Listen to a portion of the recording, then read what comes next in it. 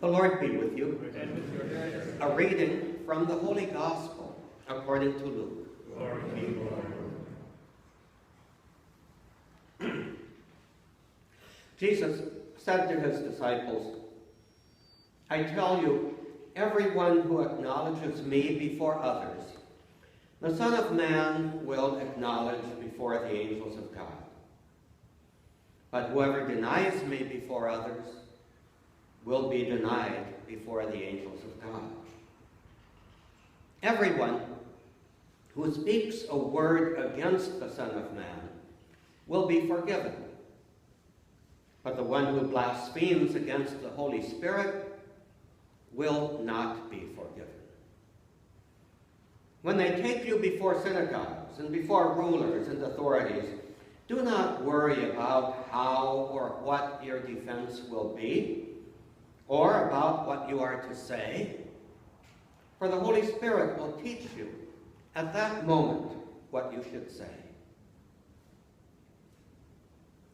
The Gospel of the Lord.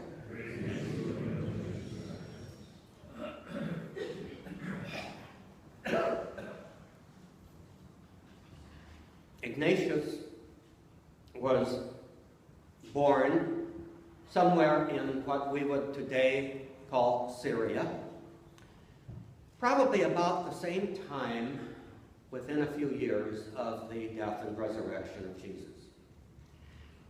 He became a Christian at a fairly early age in young adulthood, very possibly a disciple of St. John.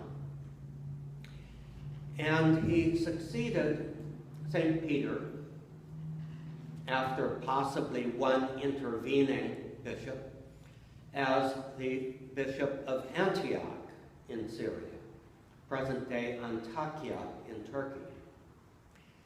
And we don't know the circumstances of his arrest or conviction as a Christian or sentencing to death as a martyr, as a witness to Jesus Christ.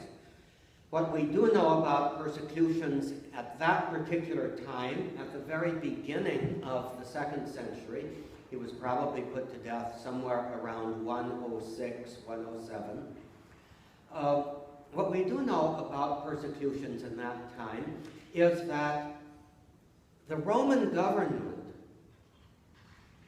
did not like and ruled illegal organizations that were perceived to be threatening to the unity of the Roman Empire.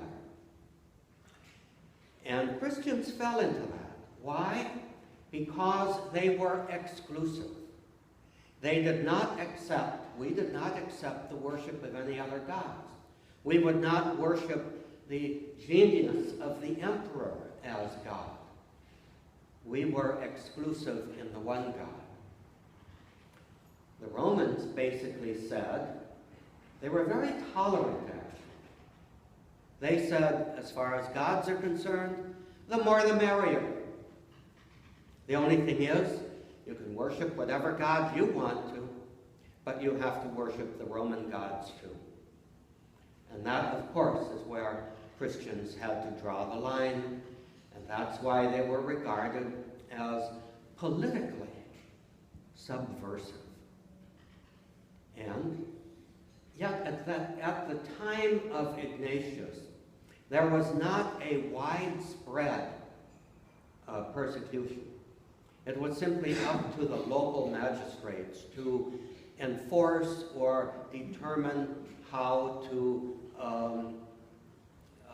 bring Christians to trial. And usually they did that if there were some problems, and only if there were some problems, they would do that by arresting the leaders. It's quite possible Ignatius was a Roman citizen, which is why he got to appeal to the Roman emperor and get thrown to the lions in the Colosseum in Rome rather than be burned at the stake or something like that in Antioch. On his way, he wrote 7 letters to 7 churches, 7 Christian communities. And those letters are our primary documents for what it was like to be a Christian in those times. We don't have a lot of evidence of the first century or so of Christianity. So what we have is very, very precious. And what shows through in the letters of Ignatius are, I think, three things. First, the real importance of the Christian calling, not just for bishops, but for all Christians, to imitate Christ. And the most significant way to imitate Christ was to be glad and grateful to be called to a death like his. Might not be crucifixion, but however a Christian would witness to Christ was to be embraced, not shunned. The second thing that shines through his letters is the importance of the local leader of the church, the bishop. That the bishop of the local church is the one who represents Christ to his people. And the unity of the church depends upon the union between the bishop and his people on the one hand, and the union of bishops with one another on the other hand. Eventually, that came to be emphasized as union of the local bishop with the Bishop of Rome. But that was a development that came a little bit later. The final thing that was important in Ignatius's witness is how central the Eucharist is.